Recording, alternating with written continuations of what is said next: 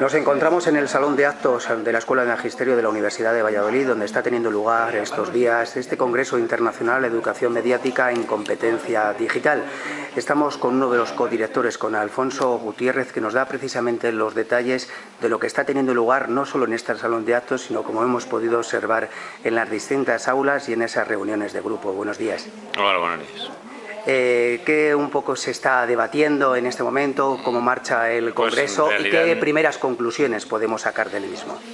Yo creo que la primera conclusión que se ha venido reflejando en todas las sesiones, tanto las plenarias como las de trabajo en grupos, es que la educación mediática es algo más que utilizar las tecnologías, que nos inclinamos más hacia lo que es la educación que a lo que es el uso de los medios, y si el uso de los medios se plantea aquí es para favorecer la educación y, en definitiva, para con la acción educativa transformar la sociedad. Estamos planteando incluso hasta qué punto la tecnología puede servir para liberar o para esclavizar a la población, y evidentemente aquí la postura es educar para transformar.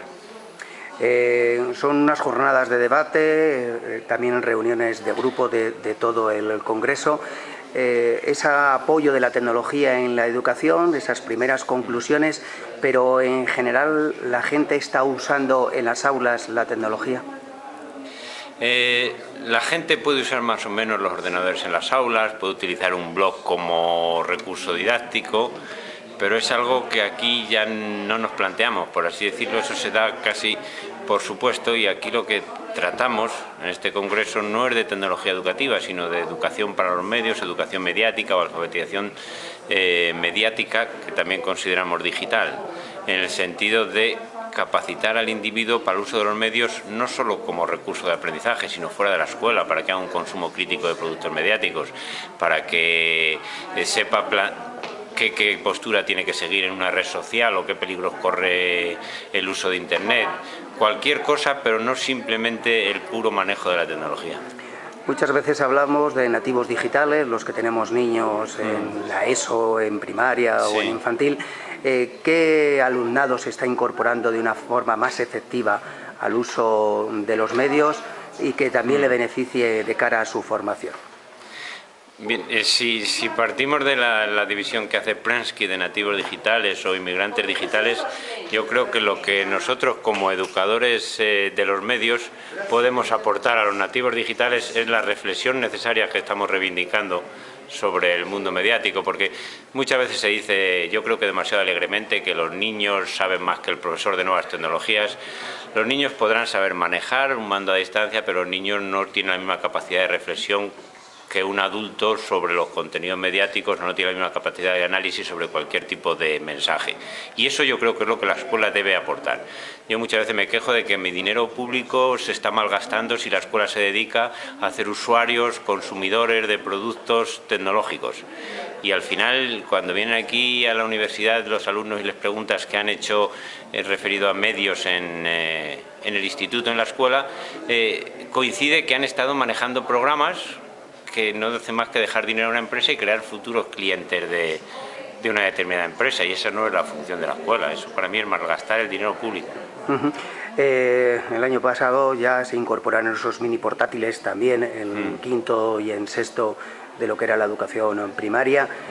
No sé si se ha analizado también ese grado de implicación de los profesores, los alumnos, e incluso también algunos problemas que ha surgido precisamente por la incorporación de esos mini portátiles a las aulas. Bueno, la incorporación de estos mini portátiles, o lo que están llamando la escuela 2.0, que se ha adaptado en prácticamente todas las comunidades, menos la valenciana, que no es que haya tenido una respuesta crítica, sino simplemente por oposición, razones ideológicas o políticas. Ese planteamiento de la introducción de las tecnologías no va muy de acuerdo con la línea que mantenemos en este congreso. Yo creo que se ha buscado más la introducción de la tecnología, pero no la introducción de la reflexión necesaria en torno al mundo de la tecnología. En este sentido, algo que es per se positivo, como es el uso de ordenadores, se puede convertir o se puede utilizar en detrimento de lo que sería una verdadera educación mediática, porque la gente llega a confundir la alfabetización, la educación mediática, la alfabetización digital con el uso de ordenadores y con la capacidad de manejo de teclados y ratones. Y como ya hemos dicho en otras ocasiones, la alfabetización digital es algo más que ratones y teclas. Las redes sociales están en boca de todos, los peligros también para gente muy joven.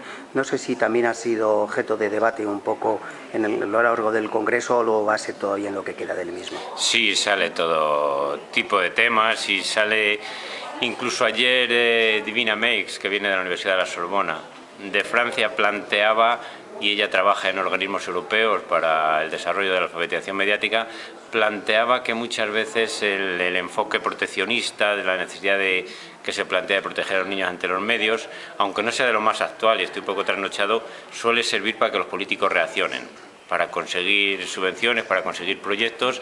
Al final tienes que decir que es muy peligroso para los niños y entonces se trata de protegerles y ahí ya sí que se consigue acción. Pero no sería el enfoque que defendemos como más válido para el uso de los medios. Está más educar para consumir razonablemente que prohibir el consumo. Entre otras cosas porque es inevitable y es una misión inútil pretender que los niños no manejen Internet.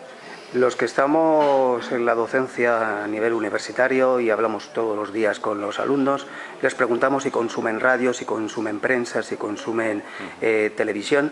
Absolutamente, prácticamente nadie dice que sí. Hablan de Internet, pero cuando profundizas un poco más, qué páginas web, etcétera, etcétera, al final hablan de que están en Facebook y en las redes sociales. Imagino que es una problemática no solo lo que se está abordando en el Congreso a nivel educativo de primaria, en la ESO, bachiller, sino también todo el campo universitario.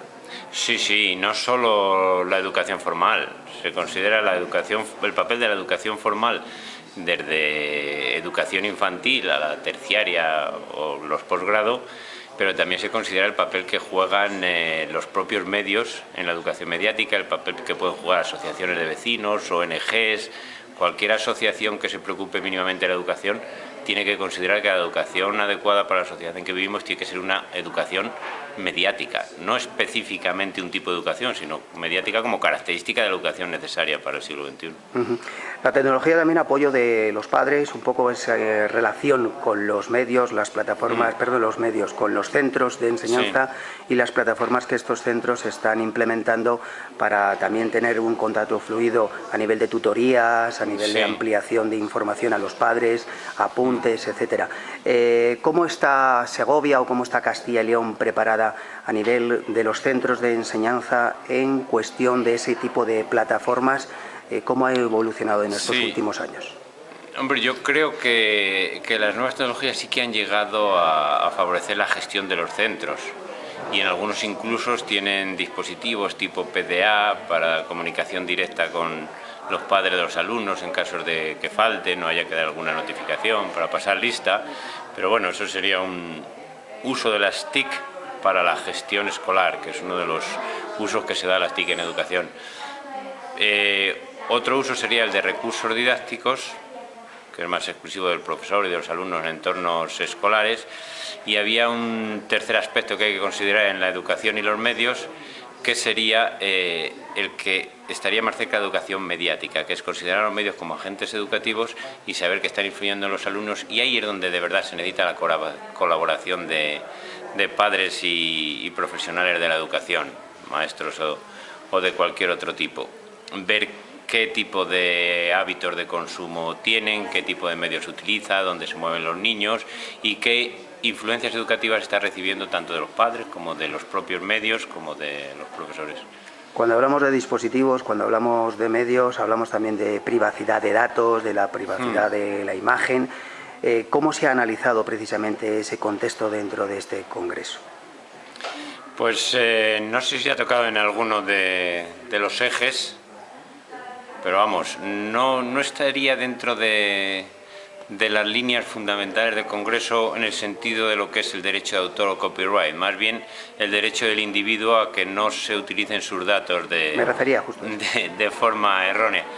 No, hombre, hago la aclaración porque precisamente ahora en el mundo anglosajón, en Inglaterra sobre todo, en algunos documentos oficiales ha aparecido como parte de la educación mediática es hacer al individuo consciente de la propiedad intelectual. Entonces, bueno, sí, pero igual de la propiedad inmobiliaria de cualquier cosa. No tenemos por qué utilizar la educación mediática para esos fines. Sí que la debemos de utilizar para que el niño sea consciente de que cuando mete sus datos en una red social, de que cuando rellena un formulario para que le rebajen un teléfono móvil, esos datos pasan a formar parte de una base de datos que puede ser utilizada con uno u otro fin. Pues vamos a dar las gracias a Alfonso Gutiérrez por habernos atendido en este receso de lo que sería el Congreso de Educación Mediática y Competencia Digital, que a lo largo del día de hoy ya clausurará sus puertas aquí en la Universidad de Valladolid, en el campus María Zambrano. Muchísimas gracias y buenos días. Muchas gracias.